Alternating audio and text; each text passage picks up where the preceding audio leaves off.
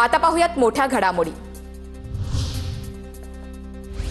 मुंबईत 26/11 आणि पहलगाम हल्ल्यातील मृतांच्या कुटुंबियांचा सन्मान अमृता फडणवीसांच्या नेतृत्वाखाली दिव्यस फाउंडेशनकडून कार्यक्रमाचं आयोजन। कार्यक्रमाला शाहरुख खान, रणवीर सिंग, टायगर श्रॉफ आणि इतर सेलिब्रिटींची उपस्थिती।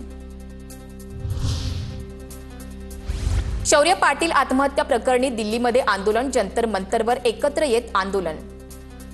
सलग तिसऱ्या दिवशी पालकांची निदर्शनं। परभणीच्या पाथरीत प्रचारादरम्यान 2 गटात राडा, शिंदेची शिवसेना आणि काँग्रेसचे कार्यकर्ते भिडले। वादाला हिंसक वळण, दगडफेक, तलवार, चाकूनं हल्ला, हल्ल्यामध्ये काही जण जखमी, परिसरात तणावाचं वातावरण। लवासा प्रकरणी पवार कुटुंबियांची सीबीआय चौकशी करा, मुंबई उच्च न्यायालयात जनहित याचिका दाखल। 19 डिसेंबर रोजी सुनावणी होणार। याचिकेत शरद पवार, अजित पवार, सुप्रिया सुळेंच्या नावाचा समावेश। स्थानिक स्वराज्य संस्थांच्या निवडणुकीच्या प्रचारासाठी मुख्यमंत्री मैदानात। पंचायत समिती आणि नगर परिषदेच्या निवडणुकांसाठी फडणवीसांची प्रचार दौरा। त्र्यंबकेश्वर, शहादा, भुसावळ, कोपरगावात सभा घेणार।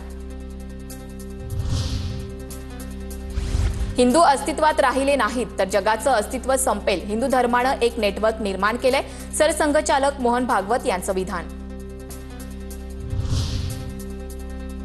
लातूरमधील मुस्लिम मतांना आकर्षित करण्यासाठी फडणवीस आणि शिंदेंनी अजित पवारांना पुढे केलं। माजी खासदार इम्तियाज जलील यांचा आरोप, तर अजित पवार भाजपसोबत जाऊन भलतेच सेक्युलर झालेत, जलील यांचं वक्तव्य।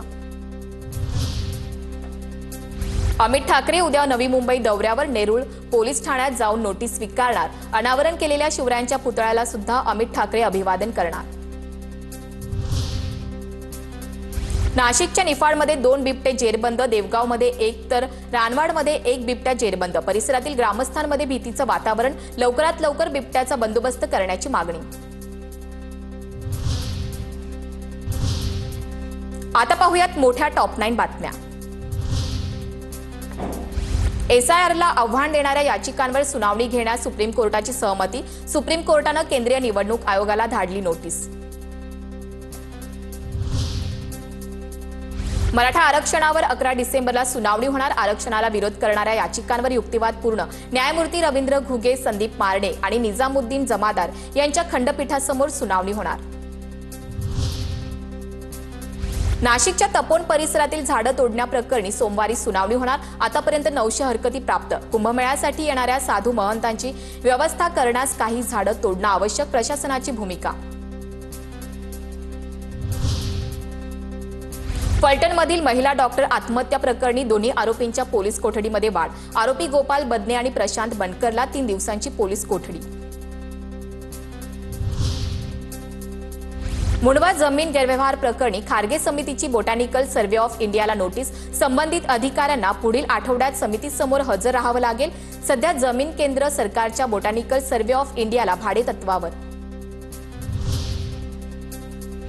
शीतल तेजवानीच्या सर्व प्रकरणांची पुणे पोलिसांची आर्थिक गुन्हे शाखा चौकशी करणार। अंजली दमानी यांनी केली होती मागणी। तेजवानीनं यापूर्वी देखील पॉवर ऑफ अटर्नी करून फसवणूक केल्याचा आरोप। गुपित बाहेर येऊ नये म्हणून तेजवानीला व्हीआयपी ट्रीटमेंट। पार्थ पवार जमीन गैरव्यवहार प्रकरणावरून नाना पटोलेंचा आरोप। महारत्नाच्या जमिनीची सर्रास विक्री झालेली होती, पटोलेंची टीका।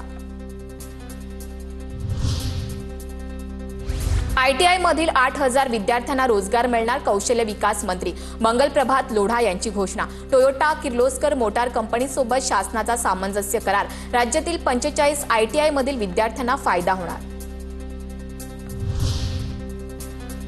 भारतीय क्रिकेट महिला संघाची उपकर्णधार स्मृती मानधनाच्या लग्नाची लगबग। विवाह सोहळ्यासाठी आज माहेर डीजे कार्निवल आणि संगीत संध्याच्या कार्यक्रमाचं आयोजन।